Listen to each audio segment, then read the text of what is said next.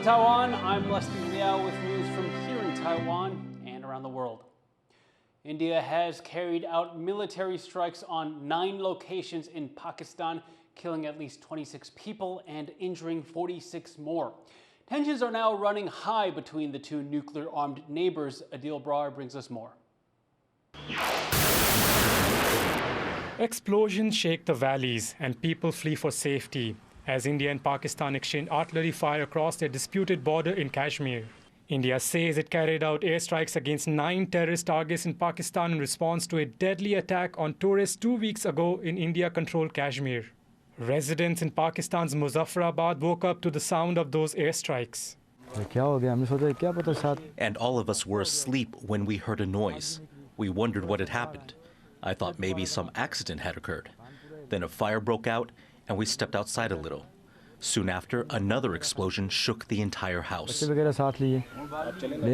India's foreign secretary says these strikes were to deter further attacks from militant groups based in Pakistan. Our intelligence monitoring of Pakistan-based terrorist modules indicated that further attacks against India were impending. There was thus a compulsion both to deter and to preempt. Pakistan's military says it has shot down 5 Indian fighter jets. India has yet to officially confirm it, but media reports say debris from 3 Indian fighter jets was seen in India-controlled Jammu and Kashmir. Analysts in India say they may have used both fighter jets and drones in their strikes on Pakistan. So now there are some reports to suggest that drones have been also used. So perhaps this is unmanned and manned systems come together. Pakistan is now vowing to respond to India's airstrikes. Pakistani forces, with the full support of the people of Pakistan, are currently delivering a strong and complete response to this act of the enemy, and a befitting reply will be given. World leaders including China, Japan, and the UN are calling for restraint from both sides, while the US is pushing for a peaceful resolution. But as the 2 nuclear powers brace for further confrontation and both sides refusing to back down, those calls for calm may fall on deaf ears. Joseph Wu and Adil Brar for TaiwanPlus. China has announced a slew of stimulus measures hoping to counter the economic damage of its trade war with the U.S. They come ahead of a trade meeting between the two countries later this week. Reese Ayers tells us more about the plan. China's economy is about to receive a ton of fiscal support from the government to try to counteract the impacts of the ongoing tariff spat with Washington. Measures laid out by Beijing's top financial officials include lowering interest and mortgage rates, reducing bank reserve requirements to free up more cash for lending, and help for some of China's biggest listed companies affected by tariffs. Additionally, China's central bank will set up low-cost re-lending facilities for people buying tech-related bonds and for investments in elderly care and services. Global markets and supply chains, particularly in the US and China, have been reeling since the Trump administration's tariffs brought most bilateral trade between 2 of the world's biggest trading partners to a near standstill. 4月初以来，美政府的关税政策是严重冲击了国际经贸秩序。 国际金融市场剧烈动荡，也给我们国内的资本市场带来很大的压力。 The measures come just days ahead of a planned meeting between top US and Chinese officials in Switzerland for their first high-level trade talks since the tariff war began. A sign that both Washington and Beijing are looking to ease tensions and restart trade. Asian markets responded positively to the stimulus measures and the news that the US and China will meet, inspiring hope that this tit-for-tat trade war between the world's 2 largest economies could soon come to an end. Alex Chen and Reese Ayers for TaiwanPlus.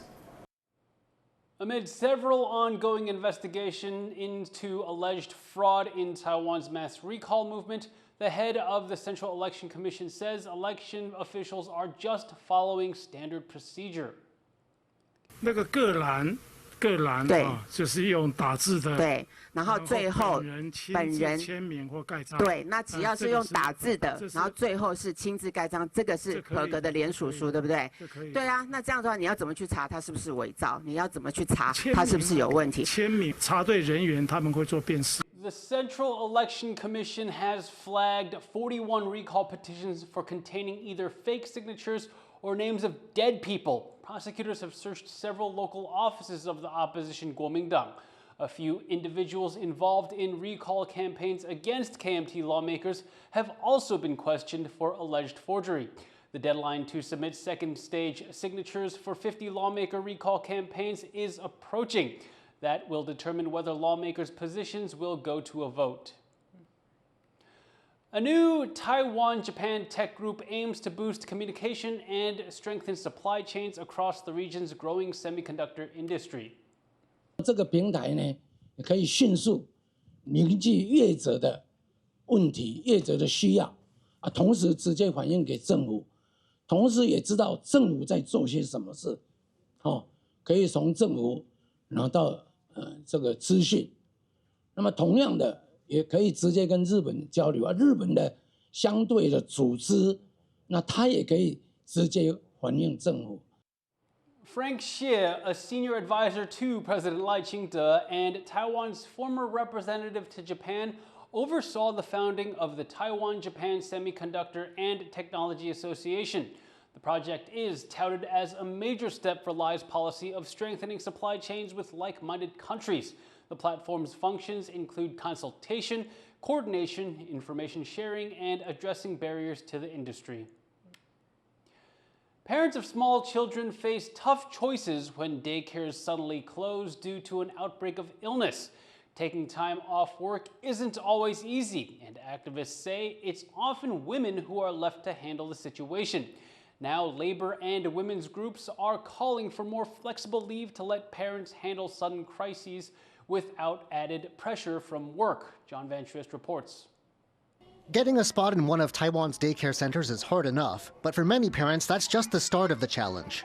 Outbreaks of stomach bugs and other illnesses shut down the average daycare in a place like Taipei for up to a month a year. And if grandparents aren't in the picture, that can mean having to take the time off of work that most companies just won't allow. As Mother's Day approaches, labor activists say it's time for the government to take a hard look at this problem. Zhang Lihuan knows all about the toll unexpected closures due to illness can take on working families. Her grandchild's daycare closed 3 times last year. They gave up their spot, and the mother had to take 7 months of parental leave to fill in. 我们上礼拜遇到他公托的同学的家长，我们问他说：“哎，那你还有学校还会一直停课吗？”他说：“对，2月份也几乎停了1个月。” A slew of data these activists have collected shows that different cities have different standards, and that daycares in some regions close less often than in others. Still, sudden closures are a nationwide reality. Though the health ministry announced last month plans to cut down the number of closures due to sickness, parents could still be in a bind. Daycares will have the right to tell parents to take sick kids home. Labor unions say this shows the time-off system needs reform. 说，既然政府他要求家长要期待家长可以成为政府这个负担防疫的一环或者他的义务，那我认为他就应该给予家长请假的配套措施跟他的收入保障哦。政府他一直在喊着说0到6岁国家养，但是我在想，国家养难道只是降低学费的需求吗？那养孩子也不是只有把孩子送托就没事啦。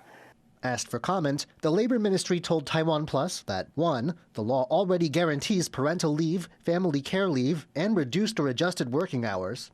2. That the ministry has trialed flexible parental leave and found it helped men get more involved in childcare. And 3. That it's reviewing and planning with a holistic mindset and will keep working to make the workplace more friendly. This doesn't seem to be what activists want to hear, though. President Lai Ching-te says that while both parents can get up to 2 years of parental leave, the government needs to strengthen childcare subsidies and assistance and improve the quality of childcare. Still, nearly a year after his inauguration, people here are calling on the president to keep a promise to put what his campaign called flexible parental leave into place. And they say this should be separate from the sorts of leave workers are entitled to for rest. They say it's not just workers' rights at stake, but gender equality. 其实在性别意涵上也非常的清楚，如果今天这个假是没有薪水的，一定都是女性在请；如果这个假是必须要块状请，比较长期的离开职场，也一定都是女性在请。这个在国内外的经验都是如此。Taiwan already has one of the world's lowest fertility rates, and these activists say financial reasons aren't the only reason why. They say if the government's serious about getting more people to have children, it's time for them to make sure working people have the time off they need to raise a family. and they want the government to keep the promises it's already made. Klein Wang and John Van Trieste in Taipei for TaiwanPlus. Cardinals from around the world have gathered at the Vatican for the secret conclave to elect the next pope. The new leader of the Catholic Church will inherit challenges like the Vatican's waning finances and a split on whether to continue the progressive legacy of Pope Francis or revert to a more conservative doctrine. Gino Lopez reports.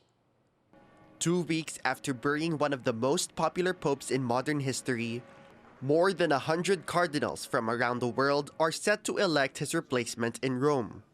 The late Pope Francis leaves big shoes to fill, and with a following of more than 1 billion people, the new head of the Roman Catholic Church will have his work cut out for him.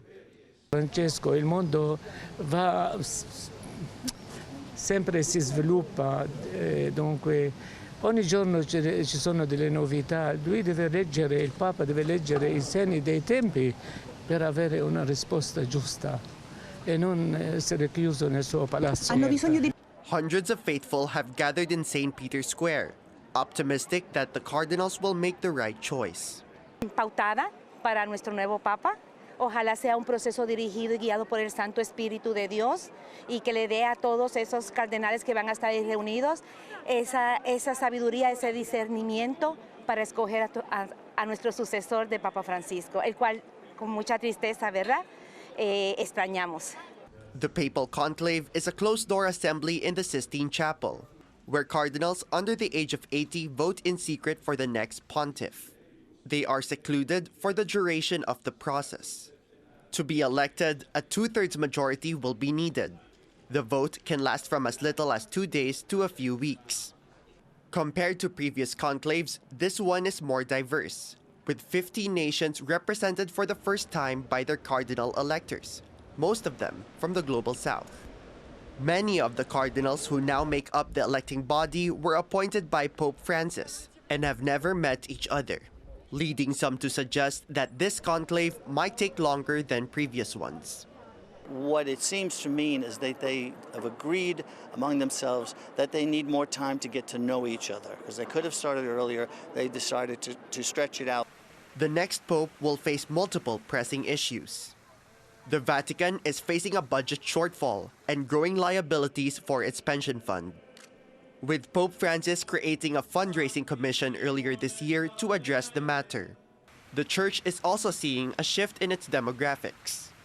Though there's been a slight rise in membership, the new faithful are from non-Western nations, whereas the Church is seeing a decline in numbers in the global north, particularly across Europe. Pope Francis also opened the Church to new discussions around the ordination of women and inclusion of LGBTQ+ people.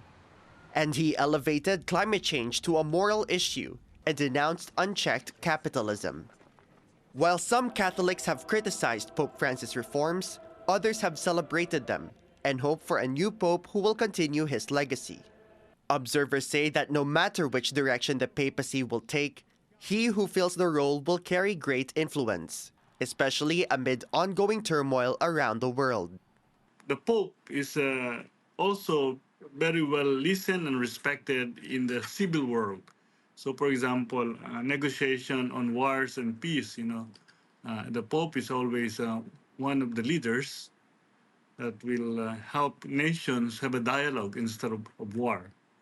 For now, the Roman Catholic Church prayerfully waits, hoping it won't be too long before the white smoke rises from the Sistine Chapel, signaling in a centuries-old tradition that the conclave has made its choice. Justin Wu and Gino Lopez for TaiwanPlus. And thank you for watching What's Up Taiwan. You can visit the TaiwanPlus website or follow our social media for more stories from Taiwan and around the world. Finally, check out these installations inspired by South Korean artist Do Ho-se's life in Seoul, New York, and London. I'm Liao. Take care and see you next time.